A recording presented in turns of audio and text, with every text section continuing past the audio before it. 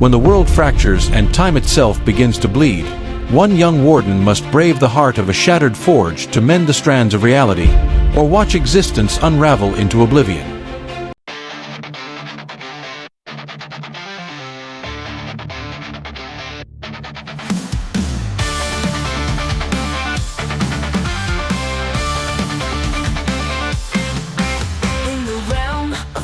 And fire, where heroes rise and legends conspire. The battle rages fierce and bright. The fate of worlds hangs in the fight. We're fighting for the crown. With every blow our hearts resound. In this virtual arena, we clash and collide. Our spirits burning, our wills abide.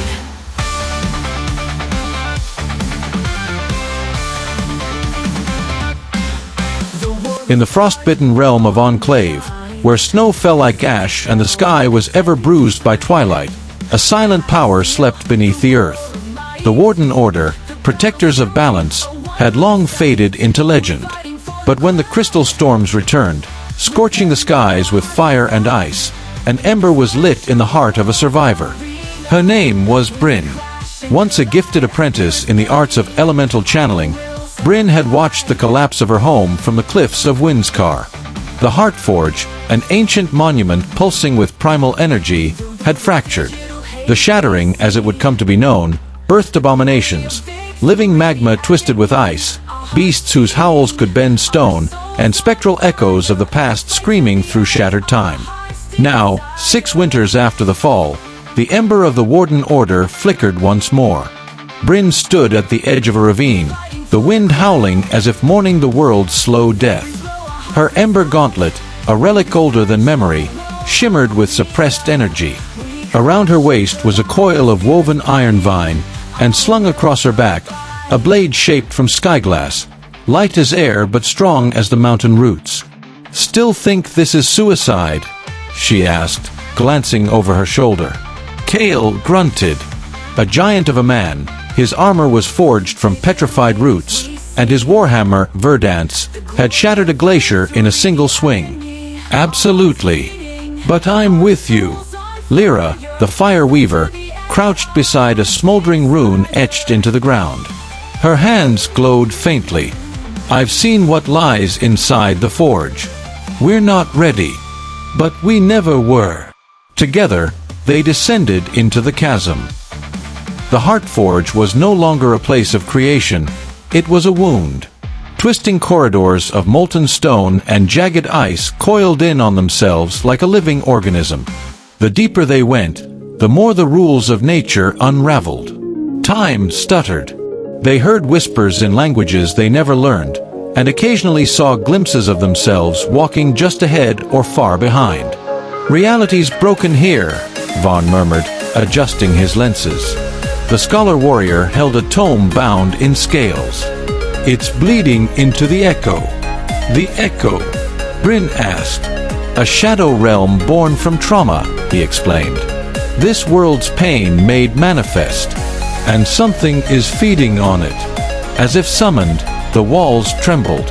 Crystalline claws tore from the ceiling, and a beast of fused ice and flame dropped into the chamber. It roared, shaking centuries of dust into the air. Bryn's gauntlet flared. The battle was chaos. Lyra cast waves of searing flame, carving paths through the mist. Kale raised stone walls to block the monster's charge. Bryn darted between shadows, her blade carving glowing runes mid-air before driving deep into the beast's heart. It exploded in a shower of emberlight, leaving only silence. But the worst was yet to come. At the forge core, they found it, a cocoon of glowing strands, pulsing like a heartbeat. The strands weaved in and out of time, showing visions of what could be, of cities reborn, forests alive again, skies clear and blue. But wrapped around it was a being of shadow, an architect long lost to madness, sustained by the energy of possibility. "I remember this one," whispered Vaughn. "He was called Malerian. He forged the first Ember Gauntlet, then tried to rewrite the world. He succeeded," Lyra said quietly. "This world is his failure." Malerian awoke. His voice was wind through shattered glass. "You seek to restore what was lost. But loss is necessary. Evolution demands it."